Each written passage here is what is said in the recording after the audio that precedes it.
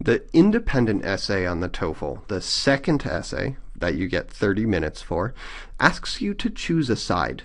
It asks you to give your opinion about some issue. It's some A or B, some black or white, yes or no, up or down, left or right, right? So you need to choose one. And it specifically asks you to choose a side. Many students try to write both A and B, and that can cause a problem. Now, in real life, things are complicated. In real life, it's not about just A. It's usually a little A, a little B. And on some other exams, like the GRE, for example, it's better to show that understanding, that deeper logical thinking about A and B. But for the TOEFL, I don't recommend it. Here's why not. Let's take a look at this example question. Some people believe that the Earth is being harmed by human activity. Others feel that human activity makes the Earth a better place to live. What is your opinion? Use specific reasons and examples to support your answer. Okay, so here we have something about what some people say and what other people say. So here's our A and here's our B. The Earth is being harmed, or it's becoming a better place from human activity. Now, those are both true things. The Earth is being harmed.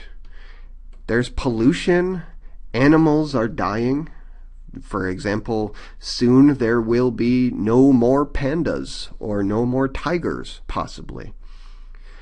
We are seeing climate change. Some areas are warmer now than they were before. There are bad things happening because of humans on Earth. But there are also good things. The changes in science have given us medicine that didn't exist before. We can now feed so many people because of modern farming. We have technology like the internet with communication that was never possible before. And these are making Earth a better place for us to live. So, which one is true? It's really tempting to try to write both of these because the world is complicated. But that's not what the TOEFL asks. Why not? Because the TOEFL is about communication. It is about explaining clearly. It is about giving your ideas clearly. An unclear opinion means a lower score. So complicated opinions are more likely to be unclear. Simple opinions will be easier to communicate. So this is not a test of your opinion. It is a test of your communication. So stay with the simpler opinion so that you can communicate clearly. So here's an example. Compare these two paragraphs about plastic. Now these are both about how the Earth is harmed or helped by people. And this one here, take a minute to read it.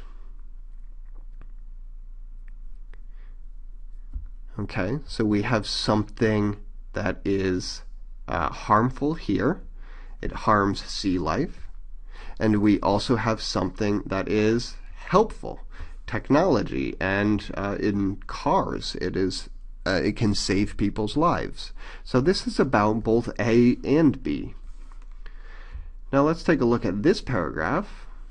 And this one is all about the harm. It is harming sea life, just like this first one. Same first sentences, but then it continues talking about harming sea life, about harming fish and turtles, harming birds, making these trash islands. Okay, so this is all bad. What's the point of these paragraphs? Think about what the main communication is in each paragraph. This one says, well, the Earth is harmed and cars.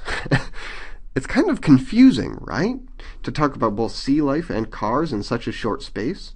Because when we talk about plastic, and then we try and talk about both A and B, it's easier to get kind of confused about what your examples are and what the message is. But if we talk about plastic in just A, in just the harm, now we can continue with a single topic. We are talking about plastic in the ocean all through here. It's more consistent. Now, if we add in language problems, if you have some grammar problems, some vocabulary problems, this is even clearer. It's here we have a paragraph. I'm just going to read this out loud. Earth is covering from pollution like plastic products. Plastics are may convenient, but harming for life in sea particular. Also, plastics are within the technology developments, however. People are saved sometimes in cars that are absorbing when crashing. Okay, there are many mistakes here.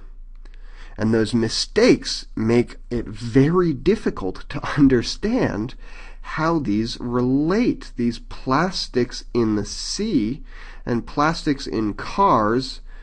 Is this bad? The crashing is bad, okay. What is this are absorbing when crashing? I don't understand. I don't really understand this connection with also. So in the sea, also technology. However, wait, is something contrasting or is this comparing? I'm really confused here. I don't know what this paragraph means to say. But if I add in language problems to the other paragraph, it's a lot easier to follow. This beginning part is the same, up to particular, the same thing. But now I'm continuing about sea life. Fish are sometimes in plastic. Seabirds are eating plastic bags and trashes together as islands. If we don't produce plastic, the planet hasn't these problems. There are still many errors, the same errors here and many more errors down here. But I understand the general idea. I understand that plastic in the ocean causes problems. So this communicates better even with the same types of language problems. Pick the easier one and stay with it. It's usually the one that you actually have an opinion about. If you feel more strongly about A, then pick A. If you feel more strongly about B, pick B. Sometimes it's not the one you feel strongly about. Sometimes it's just the one with the better examples.